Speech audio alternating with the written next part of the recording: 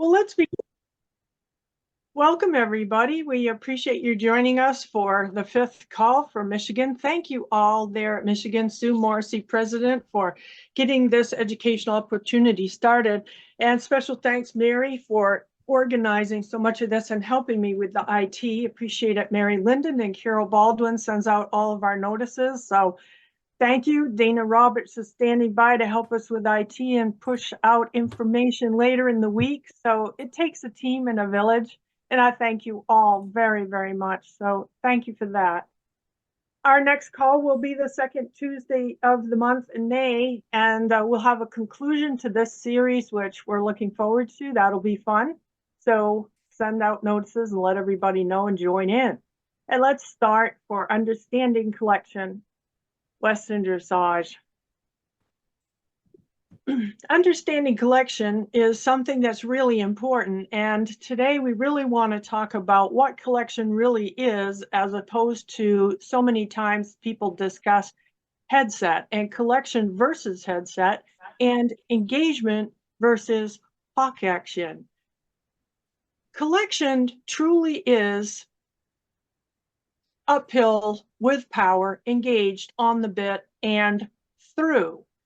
And here's a great picture. Thank you so much, Joanne Williams. I sent out a call to lots and lots of people in the last month. Please, would you let me use some more photographs? Because we wanted to have new ones and different horses in different situations. But this is Joanne on Wharf, one of my favorite horses. Look at this, soft ears, soft eyes, mouth closed. Holy cow, uphill. And this is collected canter at the end of canterlope lengthening. He's standing on his hind leg. This is all compressed, so much suspension off the ground. But this is what collection looks like, that the SI is working. There's a compression of the hind legs taking weight. The thoracic is uphill. And even though you can't see the horse's back, you feel like it's rounding under this Western saddle. That's what we're looking for. And collection is a byproduct of everything else, of all the other spokes on the training wheel going right, with the rider organizing it. Collection is characterized by stable uphill balance, not momentary and not for a second, but primarily the horse uphill, exhibiting use of the thoracic, showing continuous impulsion, engagement, which is the flexing and compressing of the SI and the hind leg joints. All of those work together to take weight behind. It's the ability to stay on the bit and or in connection, any of the vernacular that we want to use in our Western dressage terms, and you will be producing cadence and ease of rideability if you are exhibiting collection. An incorrect use of the word collection, which comes to us sometimes from other Western divisions, and it's important for us to keep educating our members, our new members, our riders, our trainers, our judges, all of us, is that taking up the reins, retaking the reins, shortening the reins, asking the horse to come around, or putting the horse on the bit, or asking the horse for connection, or putting the horse in a frame or a headset, that is not collection. And it is not collecting up the horse, because collection is a byproduct of what happens. So all of these descriptions, taking up the reins, retaking the reins, shortening the reins, that's what the terms are. When you are on a free walk and you take your reins back up, you're taking the reins up and you're putting the horse back in connection or on the bit, if you're using a bit, if you prefer to use that word. And we do use that phrase because on our tests, level 2 and up, it says reliably on the bit and in connection. And we do put horses in connection in Western dressage. Why? Because when a horse is in the right balance and when they give through the pull and neck, using the nuchal ligament correctly and reaching forward towards connection, then a horse uses its back properly and it bascules the top line. And we go back to that picture of Joanne, we have the feeling that this horse's back is rounding up. And that is what you're looking for, which is so cool. So a horse can be round, meaning on the bit. It can be in connection on the bit without being collected, in that it is not producing collection. Horses may be in connection or on the bit in a headset, but if they don't have enough impulsion, balance, engagement, uphill or throughness to produce collection, then they're still in working gaits. Horses who are beginning training in working gaits are generally in a horizontal balance, or they're just beginning to be uphill, and they generally exhibit very little collection. If they do, if a horse, let's say a level 1 horse, is on the bit or in connection, as we say, and it's trucking along, the judges feel like it has lots of impulsion, it's doing a really great job in level 1, it may show moments of collection, and that's when the trainer, the rider, and the judge is thinking, wow, this horse is coming along momentarily, its thoracic lifted up, it compressed its hind legs, it looks uphill for a minute or two, or it can even hold it for a few steps. And that's what we're looking for when we're thinking that these horses are ready to go to level 2. So collection is the compression or the gathering of the power, the compression of the hind legs and the gathering of power. And it is the utilization of this thrust and power. And connection or on the bitness is a necessary and required component of collection, because the idea of compression means that there's the front and the back. So when the back, the hind legs, are an engine and the rider asks for impulsion and they compress the hind legs and they push against the ground. If there's nothing in the front, if you don't have a half halt, if the horse just strings out, then that thoracic will probably stay down or be down because there's nothing to correct it, to bascule the back, and you have no compression. So we carriage, but that's part of our process of becoming collected, is that the horses come into a rounder frame, because when they use the nuchal ligament to stretch themselves forward, they bascule the back. And that's what we're looking for. It's in those frames or outline or posture, I think posture is the most correct word, that the horse is ergonomically carrying itself so that it will work without injury to itself.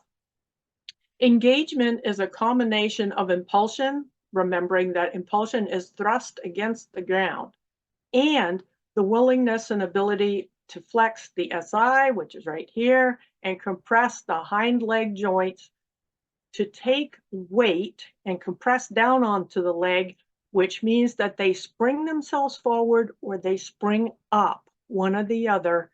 And if the horse is being ridden, this does involve their posture, which we discuss as connection.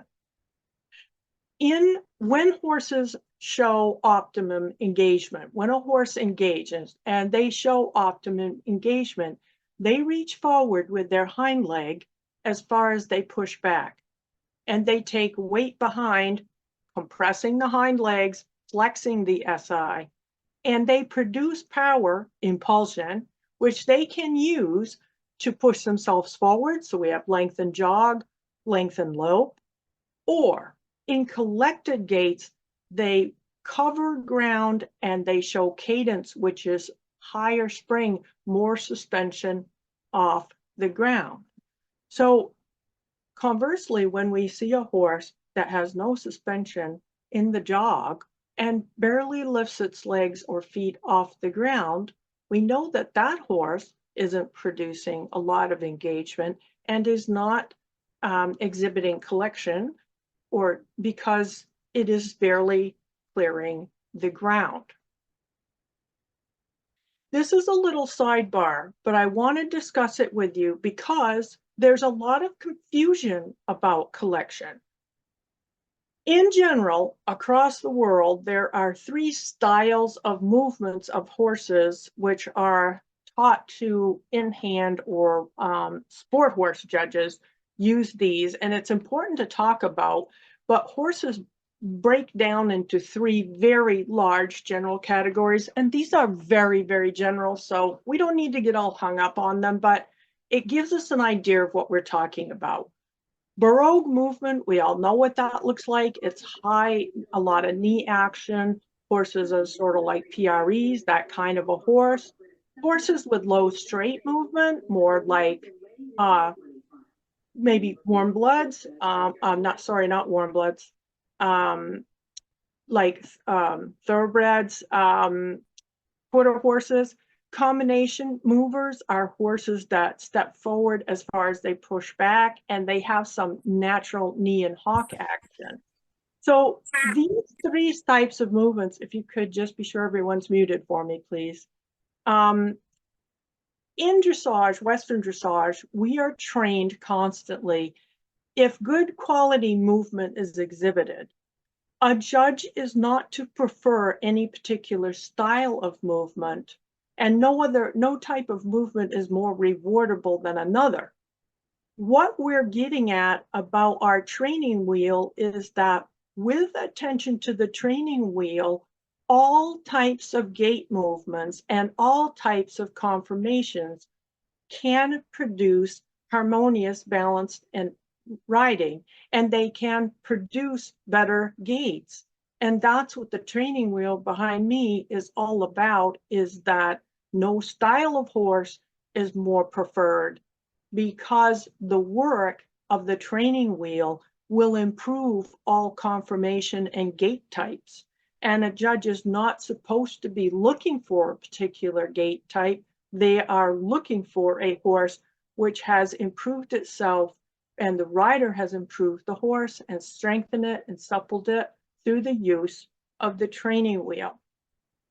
Unless a horse is unsound, every conformation style of horse with an asterisk is capable of collection. And that asterisk is that we are discussing equines, horses, ponies, mules, gaited horses, because all of these are included in all of this. Collection does not look any different in gaited horses than it does in walk, jog, lope horses.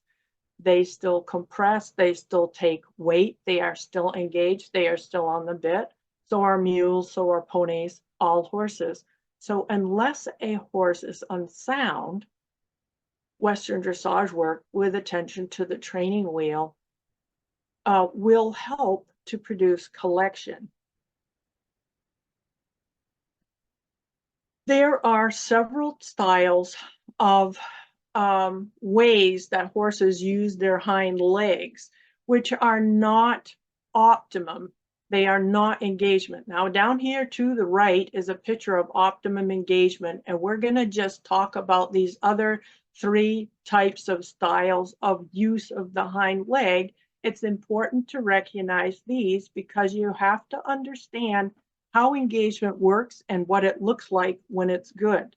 But that may conversely mean that you have to recognize what's going wrong, so that as trainers and riders and judges, we can recognize it, but we can also correct it.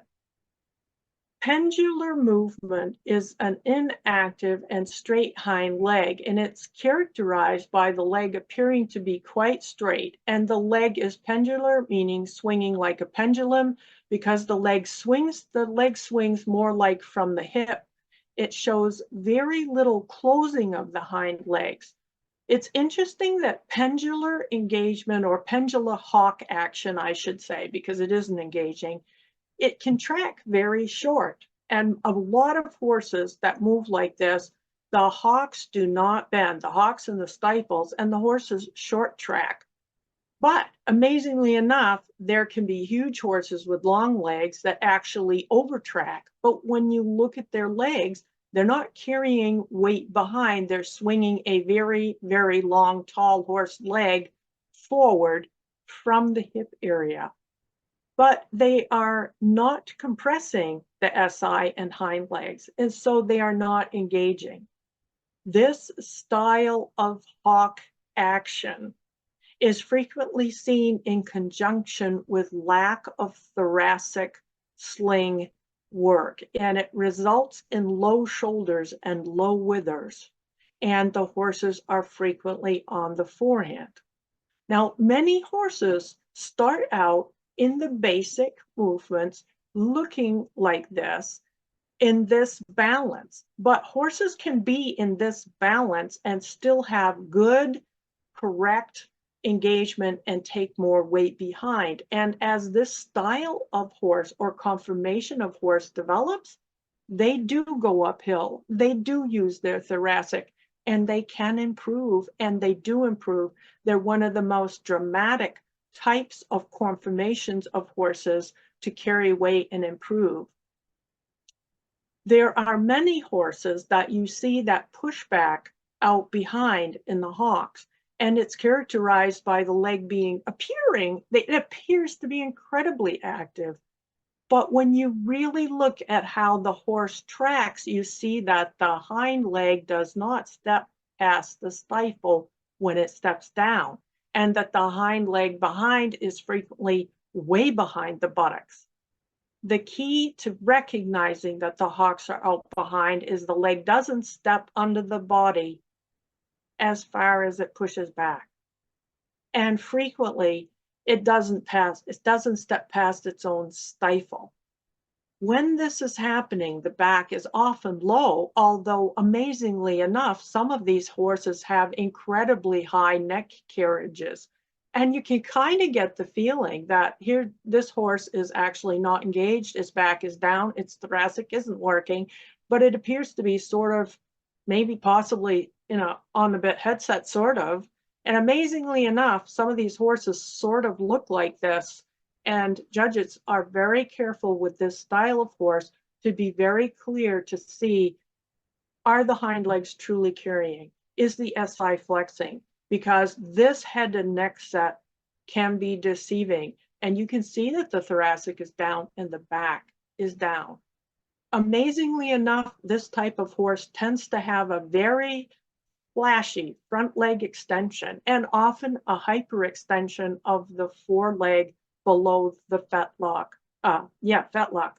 And it's not supported, this front leg is not supported by engagement behind. A lot of times the front legs are really active in the lengthened jog, and the hind legs are out behind, and the back is down. Gotten together, ridden correctly with use of the training wheel, keeping this horse's hocks under, keep working to get the thoracic up, this type of horse can make amazing strides and produce collection. Sewing machine is pretty much self-explanatory. It's a horse that has very active hind legs, and they go up and down, and they go up and down fast and flashily, and they're very busy. And they give the impression to people of very active hind legs. But that surprises people because, oh, he was very active with his hind legs, but they don't actually produce thrust or forward ground cover. The legs go up and down, but they're short tracking, and they don't compress the hind legs. So kind of the back down, the SI and haunch kind of high. And again, horses, this type of conformation of horse can have a very high set on neck, but may not be using their back as ergonomically as we would like in quite the correct balance.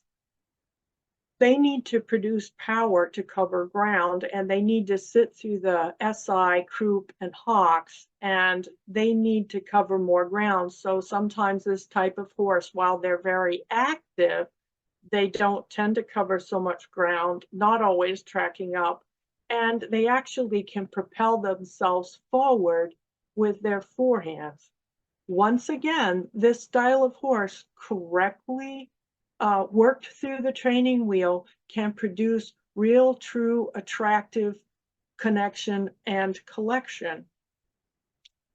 Thank you again, Joanne. She just sent me a lot of really good pictures of Worf, and I was like, he shows exactly what we're looking for. So here she is, beautiful show outfits. What I like about this horse, soft eye, relaxed ears, mouth closed. Wow, Joanne just sits there beautifully. And this horse is truly, look at the weight on the left hind leg in the right lead canter.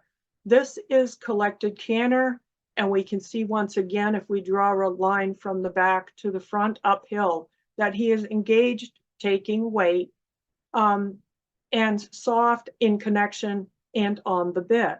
And I don't know, I'm hoping you can see this as clearly as I can, but her inside brain is just about slack. It isn't, because this horse is in self-carriage, but it's just at the bridge of being slack. And that, ladies and gentlemen, that's amazing. Every hair on my body standing up right now, because when a horse truly is in self-carriage, and if they are truly bent, this horse has the tiniest little bit of lateral pull flexion, which is correct.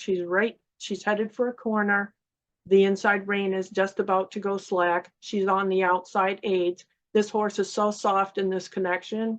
That is self-carriage. And for a moment, this photographer happened to catch this. And this happens a lot. If you can catch it, it's the most amazing thing. Here's the same horse in his extended or lengthened jog. But, technically this horse has in his English tack, this is medium trot. And, this, if we put Joanne's English tack on, this is medium or extended trot, and she'd get a 7.5 or an 8 anywhere on that.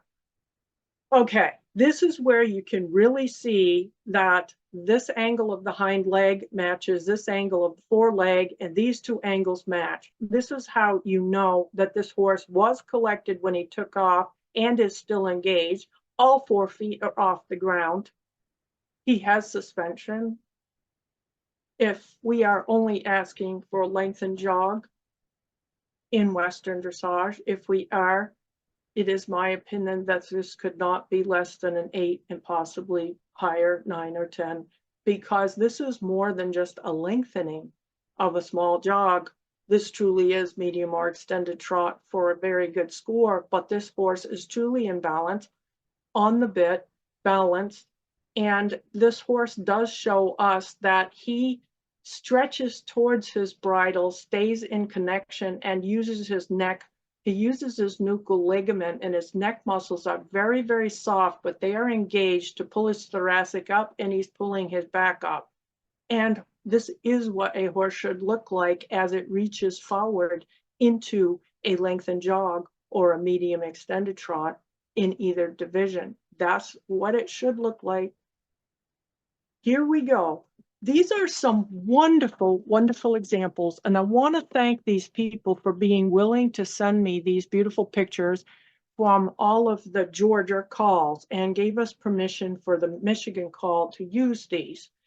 These are folks who send in pictures of basic horses and intro horses, and I thank you all sincerely. These are what basic and intro horses look like, and they are in horizontal balance, reaching towards the bits. Here's this beautiful mule, truly on the bit and in a basic balance. And look how soft that rein is. She has her outside rein in connection, which we know that the outside rein keeps the horse in the connection. The inside rein produces bend, and this is just very soft connection. Also, Kim's horse, she's let us look so many times at her horse and sent a lot of really great pictures. Thank you all very much. And once again, in a perfectly nice horizontal balance. And this is what basic and intro horses look like. And these horses are really engaged, and they are showing good impulsion for intro and basic, because the hind legs are separated. You can see thrust. They're moving forward. They're not short tracking. They're in good balance. Now, as they progress through the levels and through this series of calls, which we began with level 1 and level 2, and then we've talked about the riders and the horse biomechanics, and now we're talking about, we talked about bend last month, and now we're talking about collection. So we've been through every spoke. These are the horses that, this is what it looks like in the beginning, and you have just seen the pictures of the collection. What's important to understand, though, is that these are perfect. This is perfect balance for intro and basic, although other horses maybe naturally have conformation that is already more uphill. This is very good for our level, and there may be horses that are naturally more uphill. But if you see a horse in level 5 or level 4 in this balance, doing flying changes and canter lope pirouettes, they're not in collection. This is not the collected balance of level 5. And it is, these horses, these equines are in working gaits, because collection begins when there is more use of the thoracic and closing of the hind leg joints. All of these horses are doing a great job propelling themselves forward, and this is the preparatory work that has to occur. If you don't get this, you won't get the rest of the spokes of the wheel. So it has to look like this to start with. So lengthen jog, which is the compression of the hind legs, the thrust suspension, and with the pull, the highest point will, and we will have, exhibiting engagement, uphill balance. This is achieved from collection. Joanne just showed you on wharf. Here's another horse, which I've drawn the angles on so that you can understand compression of the hind legs, and this horse well off the ground again, but good connection. Horse is slightly in front of the vertical, ears soft, eyes soft, mouth closed. The muscles of the horse look usable, supple, but they don't look stringy. They don't look tight. They don't look tense. And there's obviously a lot of power here and suspension. And how does that occur? It occurs because before the rider asked for this lengthening of jog, there was collection, there was compression of these hind legs, arching of the back, and now we have really the pull, the highest point. And if we look at the saddle, we don't feel like the back is down. We feel like the back is definitely carrying and springing. And that's what we're looking for. Here are two more moments, different pictures of collected jog and horses taking weight and showing what is the beginning of cadence. And we don't talk much about cadence in Western dressage, but it is listed in our tests, and it's listed everywhere between level 2 and level 5, and it is listed in the general impressions. And how about under harmony, it says athletic expression and free-flowing performance. It's all there. So what we're trying to express, and what is very important, is that the components of collection are all the same. When I showed you the different horse styles and how their hind leg movements tend to have to do with their conformation, it was to train you so that when you began to see the ways that different horses' conformations respond, or how they look before the training wheel corrects their balance, because all of those conformational styles of horses, the more that they're worked in correct Western dressage, the more they look like these horses, even though their conformation is different. Because what it does is it compresses the hind legs, it uses the SI, it puts the weight over the hind leg, it lifts the thoracic, the neck lifts up, it correctly reaches forward to the bridle, it lifts the back, and then all of a sudden, horses that seem to have different conformation are beginning to move like combination movers, and they're beginning to show optimum engagement. And that means that they're showing expressions of collection, and they can hold it for longer periods of time, and they develop strength while doing that. And this is accomplished with the use of the training tree and including the bending exercises that we talked about last month, how horses bend, and including shoulder in, half pass, and all of the lateral work helps us to develop this. So these horses that are showing acceptable impulsion for intro and basic are in horizontal balance. And the collection begins with more use of the thoracic and the closing of the hind legs. Here's a question which everyone asks. Is it possible to be doing shoulder and half pass, line changes in a basic, meaning a basic level frame or balance or connection, or in horizontal balance? Yes, it is. It is absolutely possible to do every exercise in working gaits, and almost all trainers teach shoulder in and half pass and working walk and leg yield. And flying changes, when we start flying changes, are generally done in working low, not super collected. But is the horse engaged or producing collection when they're in the working gait? No, and they're not in the balance that we're expecting for a competitor to exhibit in level 2 through 5. And we want to be clear with people that if they bring in horses in level 2 through 5 in these balance or in these types of connection, that they've done a good job introducing their horse into our lower levels.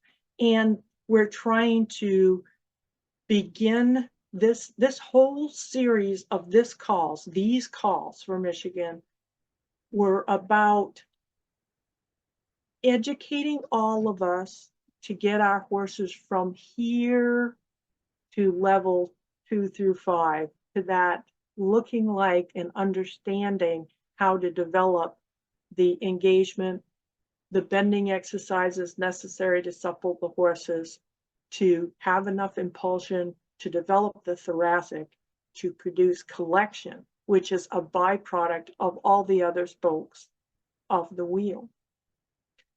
Here are a couple more pictures of just different angles of the horse. This horse is just in the first turn, first step of a turn. You see she's just past 8. She's right in the first turn of a corner.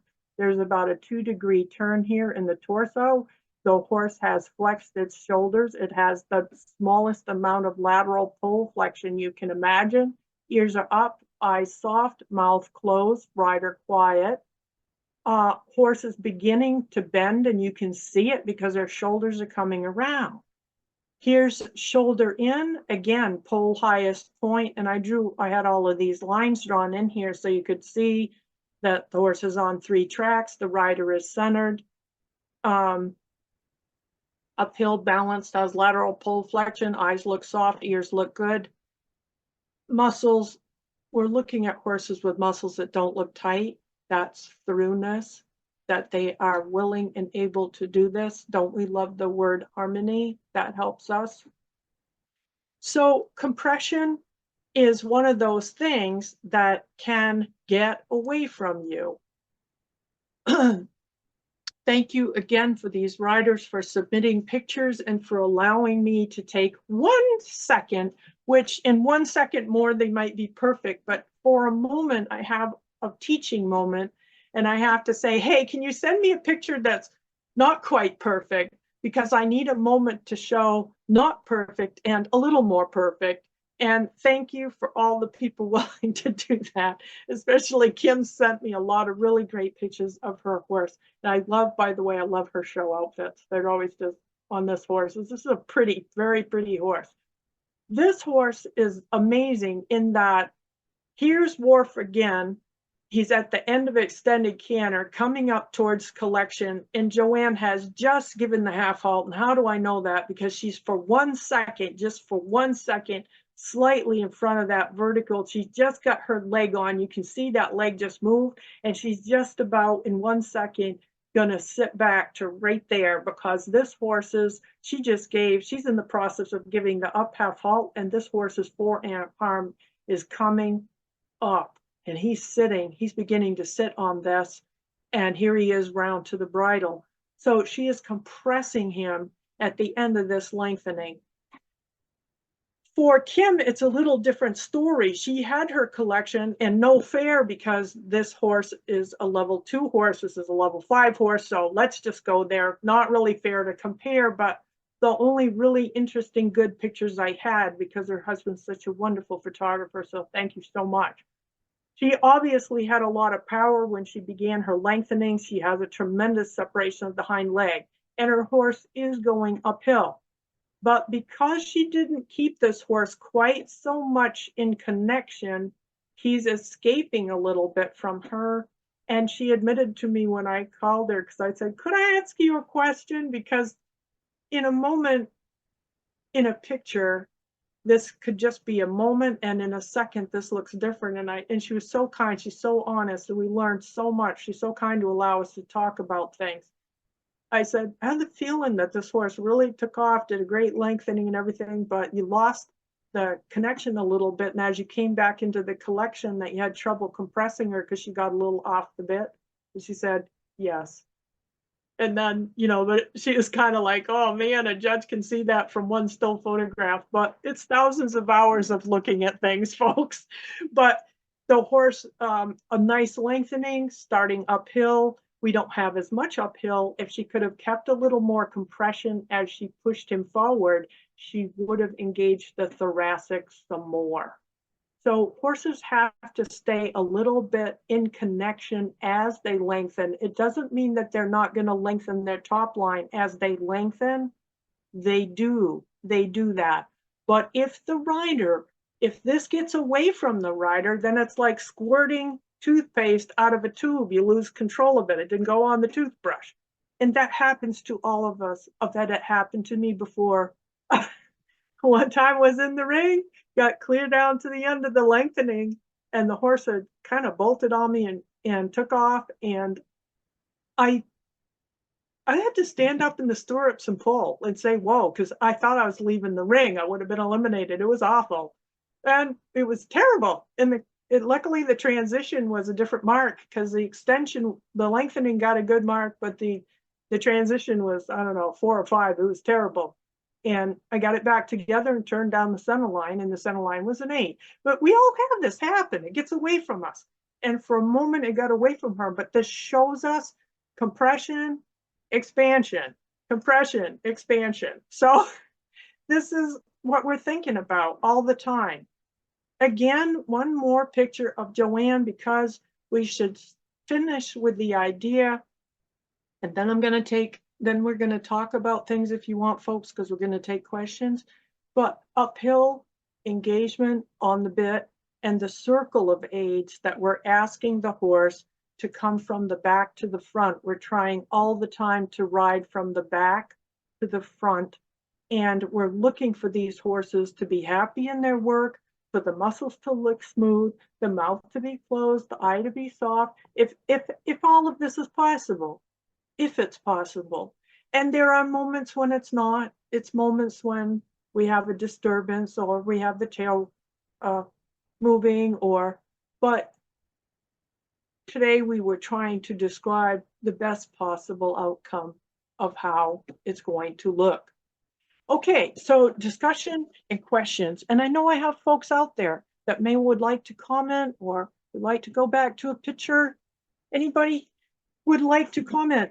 Or can I thank everyone again who was willing to send photographs? Thank you so much. There's Joanne. Wouldn't you like, how about a comment there? I see you. Are you hiding out in the back, Joanne?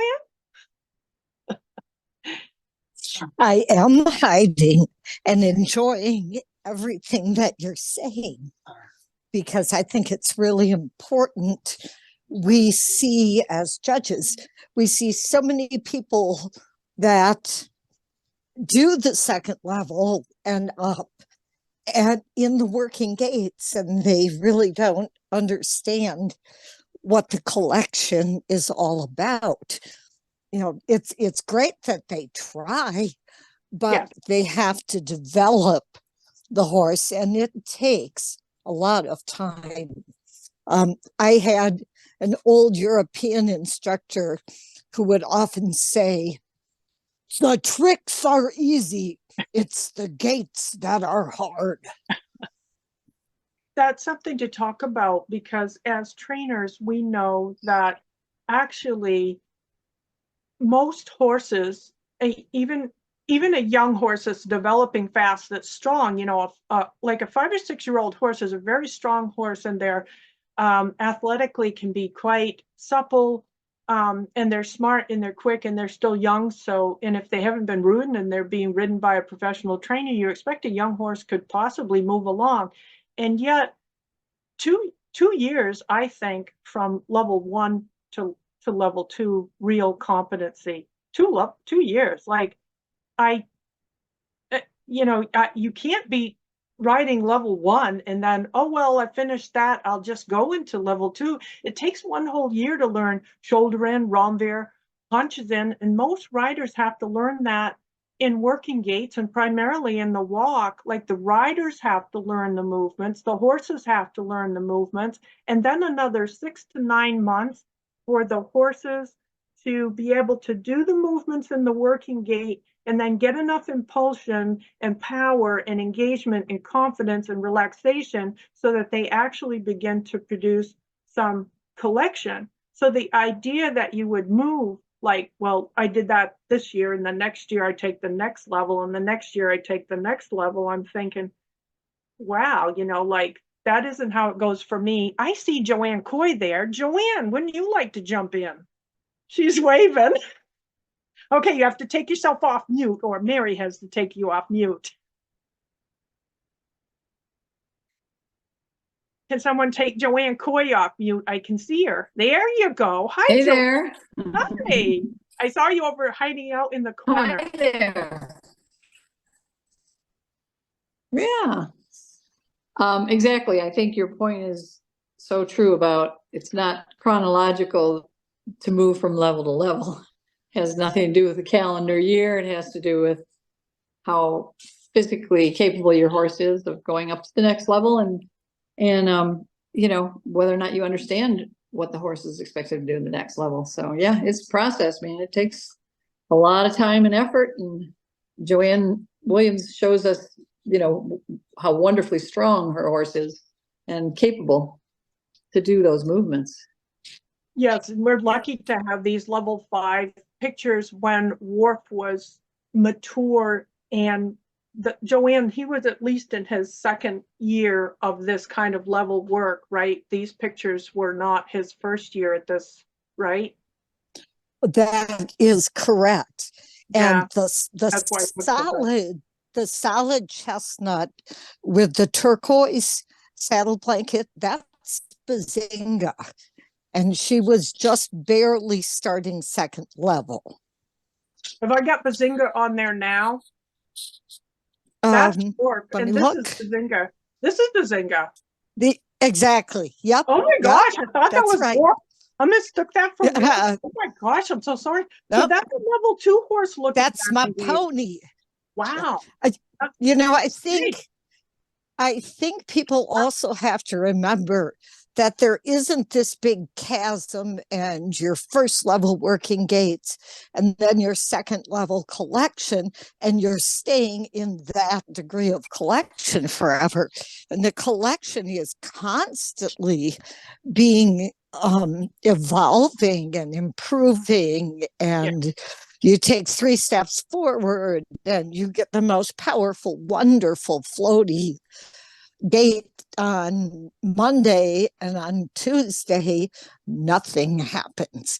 It's always evolving, it's always changing, and there's a huge difference between a baby level 2 just learning collection to a level 5 horse, which hopefully can hold that collection through the entire test. And it's not even the physical willingness. I think sometimes some horses have real physical abilities, but they emotionally need the discipline of, oh, I have to pay attention and work for the whole 7 or 8 minutes of a test, or how about a whole work session?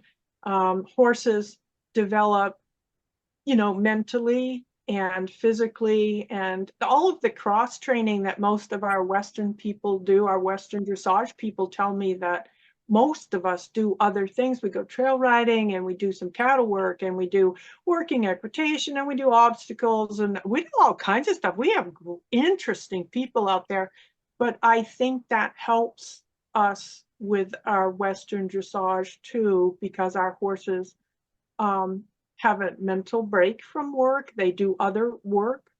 And I think the other work is strengthening. It's nothing better than hill work and nothing better than a longer trail ride to relax. And yet that builds up a lot of muscle. And it takes part of what we're talking about with this engagement and the being uphill and on the bit is that some of the time is not the actual training, because the horses can learn things fast. You can get on a horse that's never done a shoulder in, and I can manipulate my body around and manipulate them around and get a shoulder in. You can get them in 3 tracks, but they don't have the strength to hold it, and they don't have the emotional understanding to produce it again every day reliably when you apply the same aids. And so they need time for that strength.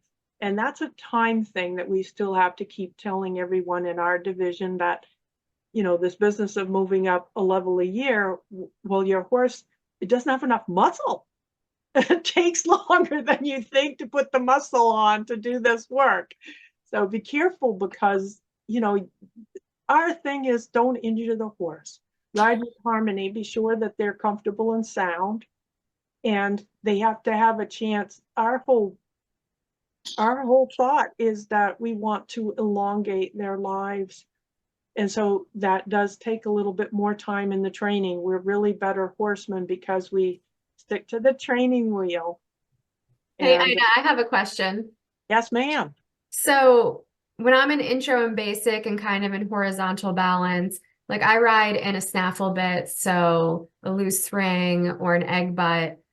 When I get up into levels 1 through 5 and getting into more collection and uphill balance, I see a lot of these horses are in a shank bit. Is that something that you need to move up into collection? It doesn't, because, we have a lot of horses in shank bits that have to do with the fact that they did something else in the shank bit before they did this. And some of the, like, for example, I ride my horse, it has a shank, but it has a snaffle mouthpiece. It's because my horse was being ridden in a double bridle and it was used to FEI work, that I'm used to having a snaffle and a curb available to me.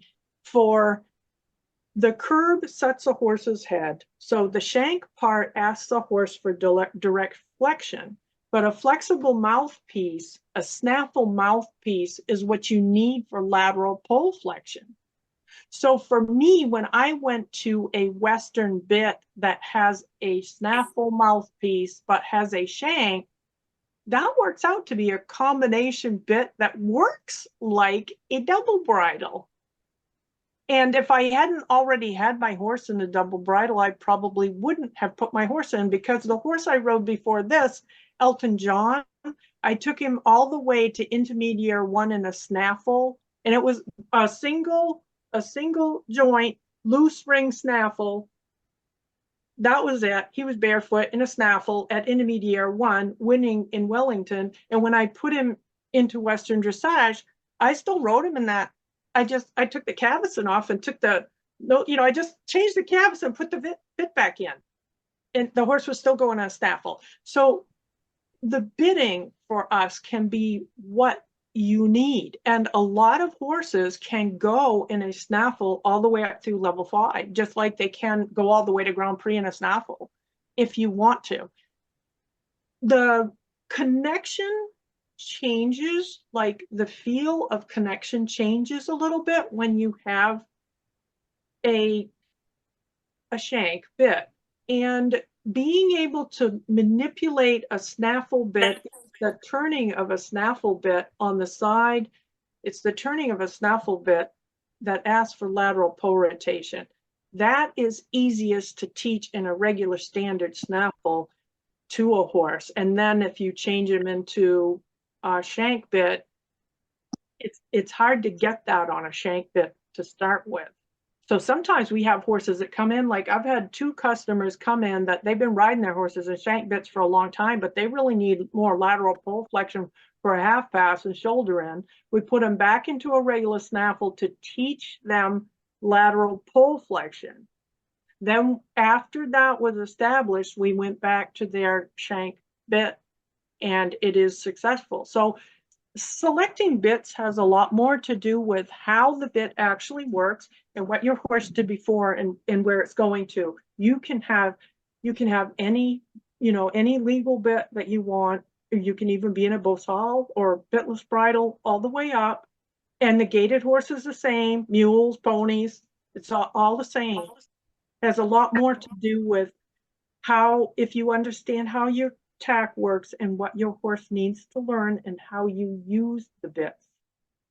Awesome. Thank you. I do have a Joanne? question in the chat here Yeah, as well. Good. Oh, good.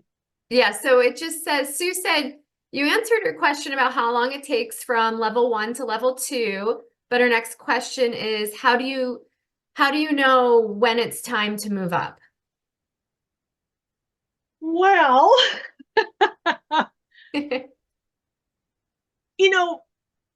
of course, and being a judge and a trainer is probably, okay, I look at things maybe from a different point of view. We'll ask Joanne Coy if she feels the same way, but we're looking for people in level 1 to be real close to 70s before we even want them thinking about level 2, because if you're not getting a 70 or above at level 1, that horse doesn't have impulsion, continuous impulsion. It may not be on the bit or in connection, or it doesn't have bend, because one of those components is missing because you're not getting 70s. If you were getting 70s, then you're going fairly good, fairly good, fairly good. The horse is regularly on the bit. It has enough impulsion for the work, and it's doing 10-meter turns. And all those 10-meter turns, that's the suppling bend that is the preparatory work for level 2. So if they don't make those 10-meter turns, and you're not saying that they don't have really good bend and they're not on the outside aids, either the rider doesn't have the skill to do it or the horse isn't doing it, or something's wrong. So that part, but the next part is then from there, the trainer and the rider, they begin to do the exercises in level 2. You try to start more, shoulder in, you try it, and you take, and there's a lot of thrashing around, a lot of leg yields and stuff that doesn't happen. And as that progresses, if you can keep up the impulsion and keep the horse going and teach it to do the stuff and get on the bit, you will begin to see the balance change, as Joanne Williams mentioned, that the horses begin to come uphill, they begin to look more uphill, they show moments of showing impulsion and collection. You start looking at your videos and you see, wow, this horse is taking weight and look uphill. I mistakenly thought that was Wharf. I don't know why, but sorry, Joanne, but she says this is Bazinga. Bazinga's a 2nd level horse, and look how uphill she is. But you're looking for that. And when you see that, you're ready to go. It's the same thing too. Like, I make my students ride the 2nd level tests at home, or if I'm not with them, they have to tape them and send them to me and stuff. And we send them out to other judges for their opinion. And if they're telling us it's the 58, I'm not telling them to go in the ring. Like you have your score from level 1, you start working on level 2, you try out the stuff, you get it trained, you send out for someone else's opinion. They're going to help you. What do you think? Joanne Coy's right there. What do you think, Joanne? Somebody's got to unmute Joanne. Yeah, I agree. When, there should be some level of mastery or feeling confident in that level by way of scores that reflect that, and whether the rider is comfortable, the horse is comfortable achieving those things in the test. And, the tests are written so carefully that it tells you what it is you should be looking for, the judge is looking for. And when you're, yep, I'm getting good scores, my horse is capable, we're harmonious doing those things, then stick your toe in the water and try the next level. You'll figure out real quickly whether or not you're ready for it or not. It's kind of a, it's a feeling tone as well as what's evident in your scores and your tests too. Don't feel like just because you've shown first level for a year and a half or so, oh, I better move up because I've done this for a year. We don't Yeah. condone that or propose that. Oh, and maybe we should say, because I think you and I think this in our minds, but sometimes when you know something so well, you actually forget to say it. And I know I'm forgetting to say it, is that what I'm trying to say is, while you are showing first level and getting 65 to 70, you and your trainer should be practicing for 6 months or a year in the working gaits. You practice the shoulder in, the haunches in, whatever the next level's movements are, you should be trying to practice those. And you should be trying to get a little more collection. And meanwhile, you're showing first level, and hopefully you're getting your 70 and higher. But meanwhile, you should be working on level 2, because Exactly. you can't finish level 1 and then go in the ring at level 2. You haven't learned all that stuff. And amazingly enough, our tests are written progressively, but every level has new stuff. And FYI, for those of you that are approaching flying changes, trainers will tell you from the time that you try the first flying change, you go to a clinic or whatever, and you pop a horse over one change, and you get lucky. It happens all the time. Somebody takes a horse to a clinician, they can bring a horse to me, I can get them to pop a change over. It happens 90% of the time. And that's the last time you get a change for 6 months. Honestly, in some public place, horses all excited, you can get a change. But from the time you get the first change until you get reliable single changes, and we're not even talking about sequential changes, it is normally a year. So you have to be working on level 4 while you are showing level 3. You won't have the changes for level 4. And you have to be working on sequential changes for a year after you get the single changes, because sequential changes have nothing to do with single changes. First, the horse gets single changes, because then when you start sequential changes, they freak out again and blow their mind and start bolting, and they forget what they're doing because they have a panic attack, because this is so different. So Joanne's nodding her head over there. So this is why we're encouraging you all to be working a little further ahead than you're showing, and get your riding instructors on board, and get into clinics, and be looking at the YouTube channel, trying to study up on what you need to do ahead of time. Utilize every way that you can possibly learn to get yourself ahead, however it's going to be. Get going, because we want you in there. We want you to be successful, and we don't actually want to be giving low scores. We want to give big scores. All right. Got any more questions? More in the chat? There was one in the chat. It's a little off topic, but if you have time, we could talk about it. Sure. This Teresa says, this is a bit off topic, but last week we touched on errors walk steps and move off in level 1? Yeah, Should that be considered an error? And then how does WD 126.6A address repeated errors? okay, well, when the horse comes into a halt, like say at level 1, it's supposed to go directly halt to jog. So Joanne Coy is right. Yeah. And Joanne Yeah. Williams is also a judge. It really annoys me at level 1 if a horse doesn't jog off, because they have already been in 2 levels asked to jog. There is 1 halt jog forward in intro, and then in basic. So you've got 2 levels of doing this. There's really no excuse for this. It's not technically an error, but man, it annoys me. I don't like it. What do you think, Joanne Coy? Oh, You're yeah, up that will there. definitely, it will definitely impact your score. Yes. Even if it was square and straight. I'm kind of hard on that. Are you kind of hard on that? I am. Yeah, they need to go, that's the directive. They have to go right from the halt to the jog without walk.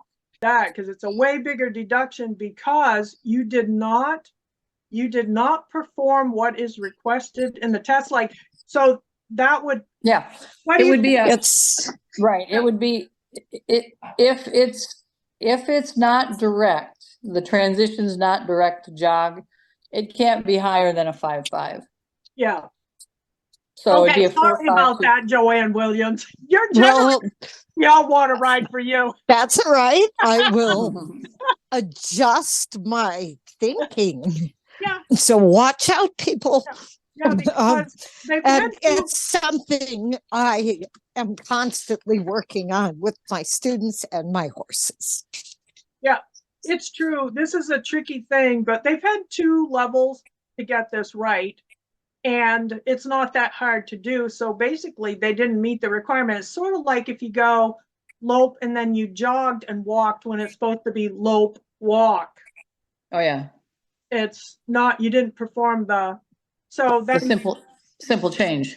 yes, exactly. And for Teresa, who asked also about cumulative errors, the first error is -2, the second error is -4. So if you have 2 errors, that's 6 off, because the -6. first one was -2, the second one's -4, so that's 6 off for 2. If you get to the 3rd error, you're out. It's elimination, and it Right. can be error of course or errors of test. Things like failure to take your hand off the rein is an error of test. But there is actually a reason why we take the hand off the rein. We were originally part of the military. We were expecting that the horse would stand and that you could salute your general or your emperor or whomever. You could also use your weapon or a rope or whatever it is you're going to do, and that horse will stand there.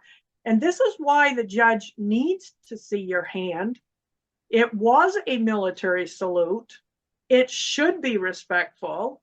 It should stand immobile. And for those people that are moving while they're saluting, I also nailed that. FYI, I'm going to ask Joanne Coy if she backs me up because I'm exhausted with the horse.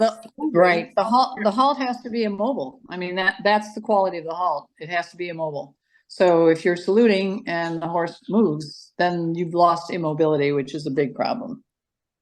And can I ask your opinion about, there's the horse had immobility, but there's also the problem of the rider saluting at the wrong time. They're saluting while the horse is moving. Right. Which is, in my opinion, wrong. Right. Or I'll say, let's make that politically correct. Could be improved. Yeah, I would comment, wait for a horse to be immobile before saluting.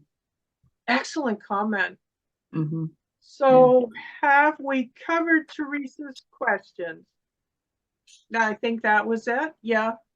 So we would mark down dramatically the halt, walk, jog. It's not technically an error, but it is dramatically marked down because you don't perform what is requested as the movement in the test. And that cumulative errors 3 are out.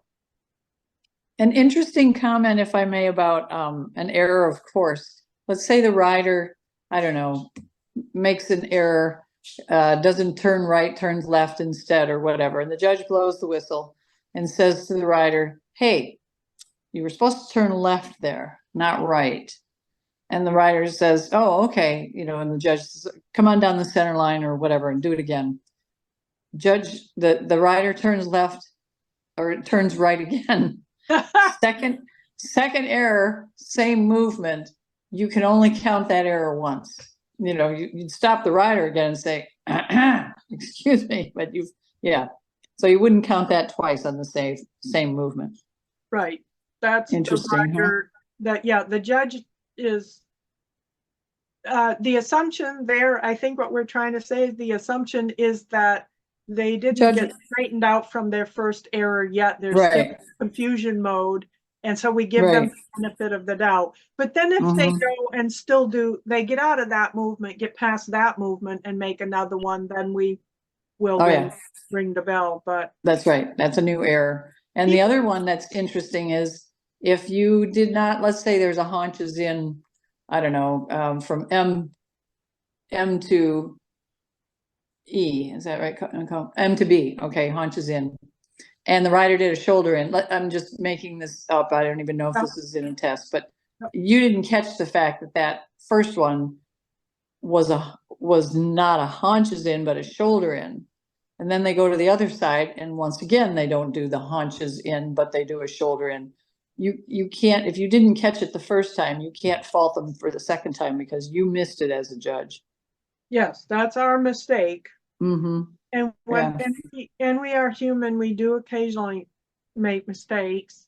Mm-hmm. And we try very hard, Joanne, not to nail them. And the rules are there to help us to understand that it's our fault if we make a mistake and we shouldn't penalize them. And we're trying very hard to keep it fair for everybody. Right. It's possible. I mean, I have by mistake rung the bell, you know, on a competitor before because I thought they were off course. Yeah. And, you know, you have to stand up and apologize because, you know, it turns out that they're not. But the truth of the matter is please, I always say to them, I apologize, I'm sorry. And I think to myself, well, I apologize and, you know, I'm sorry that I stopped you, but obviously I was confused and we needed a moment to regroup because if I'm confused and then I'm not doing a good job, like I got to get focused on where you're supposed to be so that I can do a good job with the judging. So there's moments that the competitors are off and we ring the bell, everybody regroups and we go on. And sometime in your lifetime, you will see a judge ring the bell and it wasn't an error, but they needed to regroup also. It happens. It does. Human error. It's not robotic. Yeah. And it can be something just as crazy as, could you please stop for a minute? We just spilled coffee all over your paper and we need to find a new one so that you can progress and I can write on something that's not coffee, you know, like I can still continue to write. So it can be something like that. Oh yeah. It happens. Oh yeah. Well, or we just discovered there were ground bees over there, so please stop. Yes. I had that happen. Ground bees. Oh my gosh. What a nightmare. That's not safe. Yeah, horse after horse wouldn't come up the center line and turn right. And we thought, okay, what's going on? And one of the little runners that was coming across that area got stung by a bunch of ground bees. The horses were recognizing there were ground bees over there and wouldn't make that turn. Wow. Yeah. And there's nothing you can do about the first 5 horses that did a bad turn. But, you know, but then we just directed the riders to avoid that whole corner. Super. Yeah. That's great. Yeah. All right. Well, I thank you all very much. We will let you go and we will see you all next time on the second Tuesday of May, which is the, 14th. We'll be well into the month. So the second Tuesday of May is May 14 at 7 o'clock. We will conclude this series and have a lot of fun together. And I thank you so much for participating, everyone, this evening. Your comments and questions were great. Thank you, everyone. And thank you, Ida. time. You are welcome. It's so much fun to talk with all of you. Thank you for being here. Thank you.